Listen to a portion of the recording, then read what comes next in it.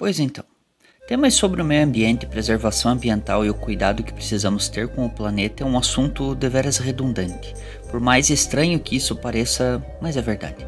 Parece tão infantil falar sobre um assunto desses, mesmo sabendo que precisamos conscientizar as pessoas da nossa atual situação, como enormes despejos de lixos em várias partes do mundo que são destinadas de forma incorreta, aterros sanitários que na verdade mais parecem sanitários do que aterros, locais de preservação ambiental que são parte extremamente importante do nosso país, como a Amazônia, tratada com irresponsabilidade e sem ter a real noção e importância do que isso tem.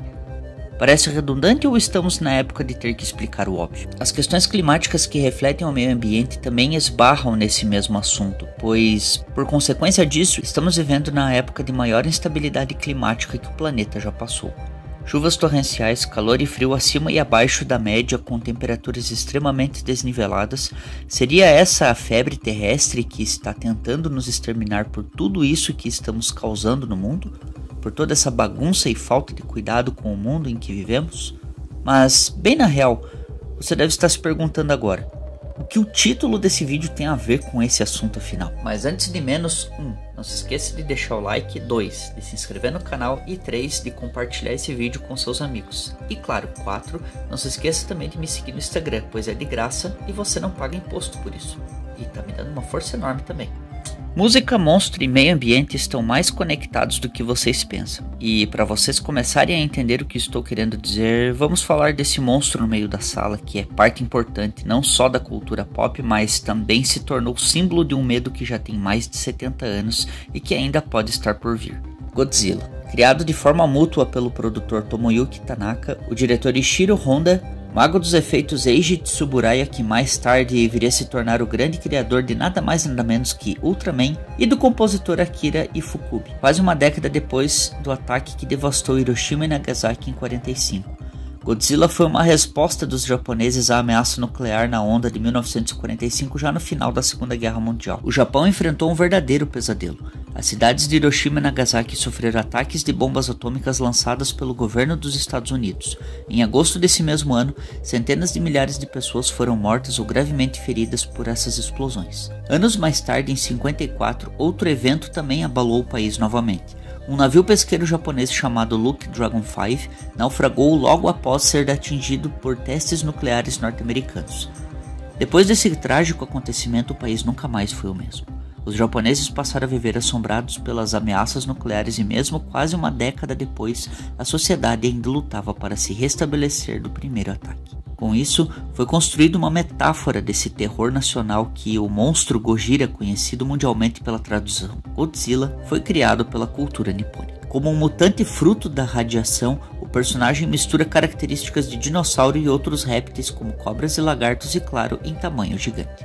O nome Godzilla, do japonês Gozira, é uma junção das palavras Gorira, que significa gorila, e Kujira, que significa baleia, representando sua força e origem aquática, tanto que o nome original do filme, Gojira, é a fusão das duas palavras japonesas que, traduzidas, significam gorila e baleia. A fonética do nome do personagem muda quando é pronunciado em japonês. O som leve de L tem um som rótico, ou seja, eles transformam o L em R. Além disso, o som DZ não é usado na língua japonesa. O som mais próximo usado em japonês é ZH. Assim, os japoneses tendem a pronunciar Godzilla como Gozira, que dito rapidamente por eles fica Gojira. Godzilla foi inicialmente concebido como uma metáfora para as armas nucleares, sendo essa uma maneira de trazer à tona um assunto com consequências monstruosamente catastróficas e em vários casos de forma irreversível. Em sua primeira aparição, em Gojira de 1954, Godzilla é uma força destrutiva que ataca o Japão, mas no decorrer de outras obras que foram vindo com o tempo, o Kaijutsu se desenvolveu como um personagem com características ora de vilão, ora de herói e frequentemente salvando Tóquio e posteriormente outras cidades de invasões de outros kaijus e alienígenas, embora no processo ele acabe destruindo parte dessas outras cidades.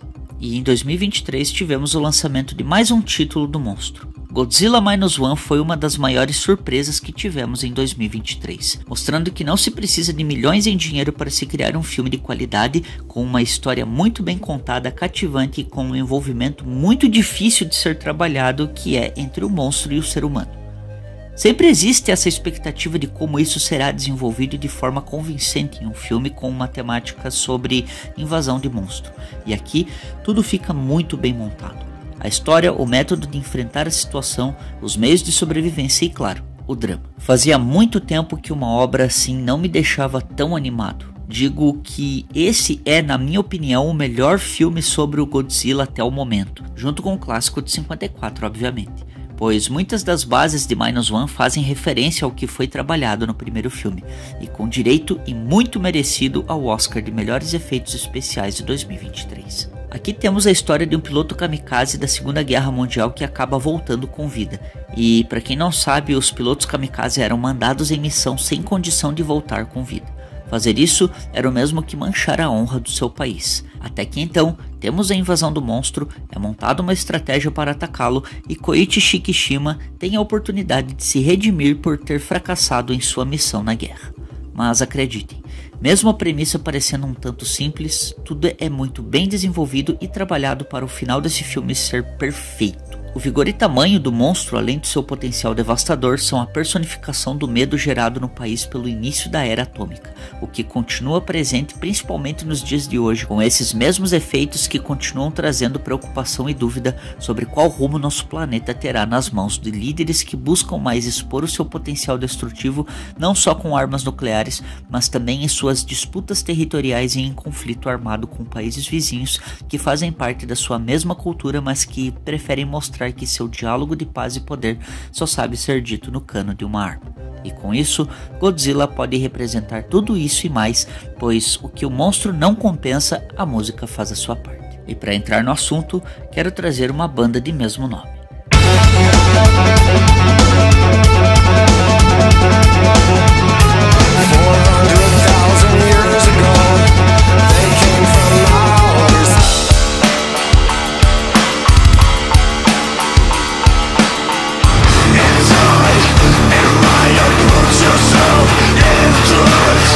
Gojira é uma banda francesa de heavy metal de Londres, fundada como Godzilla em 96. A formação da banda é a mesma desde que mudou seu nome para Gojira em 2001, obviamente por questões de legalidades jurídicas. A banda é conhecida por seus estilos que lembram o death metal progressivo e técnico e suas letras com pegadas sérias, explorando temas espirituais, filosóficos e com temas que buscam falar sobre as condições ambientais do mundo. Os irmãos Joey, vocalista principal e guitarrista, e Mario Duplatier, baterista, Christian Andrieux, guitarra principal, e Jean-Michel Labadieu, baixista, formam a banda desde que a sua criação foi feita. O som do Gojira mistura vários elementos e estilos. Enraizados no death metal técnico, a banda combina death metal, thrash metal, groove metal, progressive metal e post metal. Magma de 2016 marcou uma mudança significativa no som do Gojira. Assim, algumas músicas apresentaram traços musicais associados ao post-punk, beirando ao neopsicodelia e inclinando-se para o post-rock. O estilo musical da banda às vezes se estende ao entrar no território do rock progressivo em passagens mais silenciosas, sendo a banda muito influenciada pelos primeiros discos do Death, Metallica, Sepultura, Tool, Morbid Angel e, claro, o Led Zeppelin. A banda percebeu desde o início que poderia combinar a escuridão do metal com as letras de Joey Duplatier, que é o compositor principal e que também se inspirava nos mistérios da natureza, no meio ambiente, na natureza humana e na psicologia. Quando Joey propôs uma música intitulada com o nome Love, presente no disco Terra Incógnita de 2001, seus colegas músicos ficaram meio incertos com a decisão do título, mas a reação do público foi ligeiramente positiva. Duplatier então escreveu sobre suas crenças na reencarnação e na existência da alma. As letras da banda giram em torno da condição humana e do lugar do ser humano no mundo. Andrieux disse em suas palavras que falar e nos comprometer nos campos da ecologia e da espiritualidade é essencial para a banda. E realmente, pois quando saiu o disco Fortitude de 2022, fez uma enorme surpresa não só com a musicalidade do trabalho, mas também com uma de suas faixas, Amazônia. A faixa em si é um grito de alerta e uma crítica direta aos efeitos da destruição da floresta amazônica. Através de uma combinação de letras poderosas e uma sonoridade intensa, a banda francesa de heavy metal aborda temas de devastação ambiental, exploração e a perda irreparável de um dos ecossistemas mais vitais do nosso planeta, onde a música também faz uso de passagens poderosas como Fire in the Sky e A Handful of Thunder, para descrever a violência da destruição causada pelo homem. A repetição de Godly Amazonia, Bloody Amazonia, Mighty Amazônia, Killing Amazônia serve como um lamento pela transformação da floresta de um lugar quase sagrado para um cenário de massacre e exploração. E essas palavras reforçam a gravidade da situação e o papel da humanidade nesse cenário devastador. Não muda quase nada de muito diferente do que foi feito na guerra, onde vidas foram perdidas por disputa de poder e uma floresta estar sendo desmatada. Tudo isso contribui para o desequilíbrio do nosso planeta e que o nosso ecossistema venha cada vez mais a se aproximar de um colapso que pode estar cada vez mais próximo, refletindo também em furacões, terremotos, maremotos, ondas de calor extremamente altas e todas essas consequências refletidas por nós mesmos, os seres humanos, a criatura de maior ameaça para o nosso planeta. Tanto Gojira quanto Godzilla são artes que ilustram de forma metafórica as consequências na qual nos encontramos, apavorado com imagens das cenas do mundo em nossa volta e em alerta com o que está por vir, pois a qualquer momento tudo pode acontecer sem que estejamos prontos para reagir ou sequer mesmo fugir, se é que existe algum lugar para se refugiar e ficarmos em segurança. Bom galera, esse é mais um assunto que eu já estava querendo trazer aqui já fazia algum tempo, ainda mais juntando os dois assuntos que eu adoro, que é filme e música, e até um tanto difícil de trazer um roteiro assim. Então deixe nos comentários a opinião sobre o que vocês acham desse assunto, se já conheciam tanto a banda ou se vocês também gostam de Godzilla, e também se vocês já assistiram o filme de Godzilla Minus One. Coloquem o que acharam, deixem suas opiniões, mas sem dar spoiler para não estragar a surpresa de ninguém que ainda não viu. A representação da arte como uma metáfora para trazer questões relacionadas a determinados tipos de assunto é algo bastante importante, diferente e importante de ser trazido, porque sempre que a gente pode falar de algum assunto relacionado, é importante a gente debater para conscientizar as pessoas, mesmo que pareça óbvio falar daquilo que a gente já sabe que tem que ser feito, não é mesmo? No mais, não se esqueçam de deixar o like, de se inscrever no canal, de compartilhar com seus amigos. E se você não sabe o que é o fotojornalismo, eu fiz um vídeo aqui falando sobre o assunto em comparação com o filme Guerra Civil.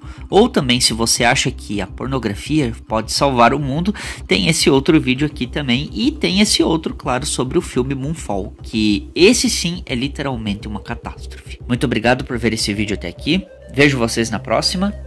Beijo bela, abraço fera e tchau. Preserve o meio ambiente.